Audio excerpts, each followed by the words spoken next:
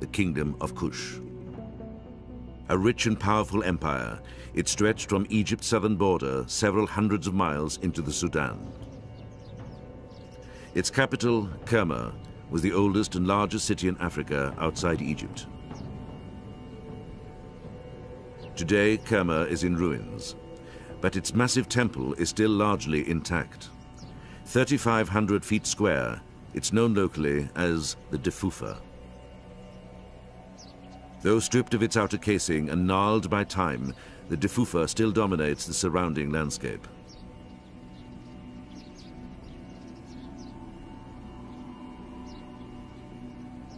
In 1977, Charles Bonnet, director of the Swiss archaeological mission in the Sudan, began exploring the Defufa as part of a plan to investigate Kerma.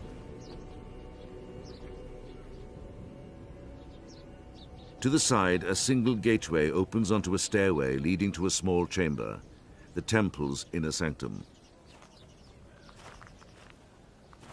Near an altar made of white marble, Bonnet found the bones of sheep and goats, suggesting it was used for the sacrifice of animals. We are here in the middle of an enigmatic monument, the Defufa. This Defufa, the name itself is strange. It's a Nubian name, meaning an elevation done by men. Here, this altar is maybe the center of ceremonies, and we think that for offering, the priest killed some sheep on this stone. From the chamber, another stairway leads to the roof, where ceremonies to the sun god were performed. Some 50 feet high, it commands a view of what was once a very impressive city.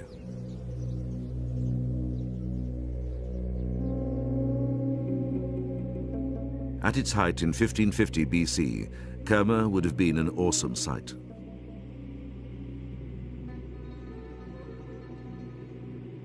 A fortified wall, 30 feet tall, surrounded the homes and gardens of the nobility, the king's audience hall and palace, and the religious complex.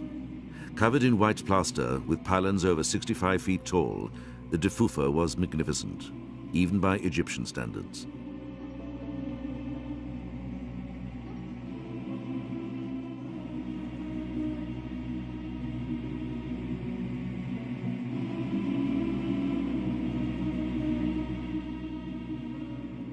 Situated on the banks of the Nile, the main trade route running north to south, the city grew rich not only on gold, but also by controlling the flow of exotic goods: ivory, ebony, incense, wild animals, and slaves, from the heart of Africa to Egypt and beyond.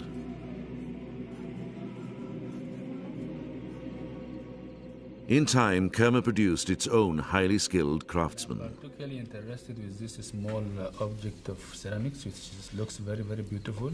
Well, you are right, because it is something unique. A view of the door of the ancient city of Kerma, about 4,000 years ago. We can see the shape of the door with the loopholes on the summit, because naturally all the city was fortified. And the strange thing is, after use... Salah Ahmed, director of excavations of the Sudanese Antiquities Service, is even more impressed by the pottery. A distinctive black and red and eggshell thin, it's one of the finest ceramics produced in the ancient world.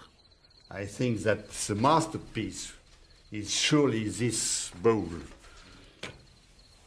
And we found also gold, you know. We are in the country of the gold. Oh, very interesting. Everybody is thinking here that we look for gold only. And I am afraid to find too many pieces of gold. I will take it here. One of the great mysteries of Kerma is how a kingdom with thousands of inhabitants could sustain itself in what looks like a barren desert.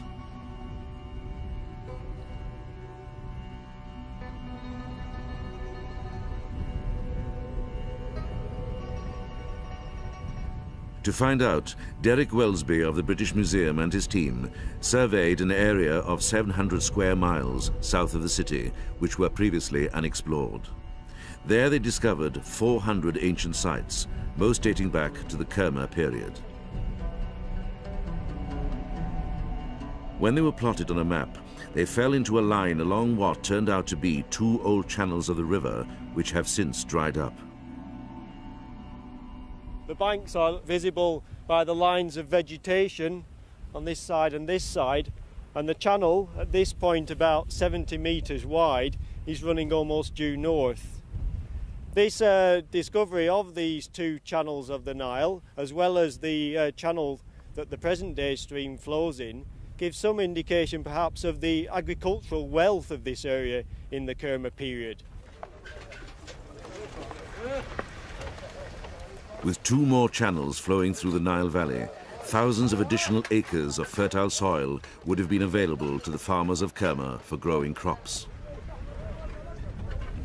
Presumably this was all tied in with a network of supplying produce to the capital of Kerma itself, which lies some 55 kilometres north from here. And in many of these settlements we have large numbers of store buildings which may have been designed for the collection of this produce and for storing it before sending it on to the administrative centre in Kerma.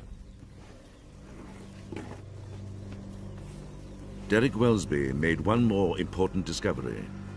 Nature would play a cruel trick on the city of Kerma and the kingdom of Kush.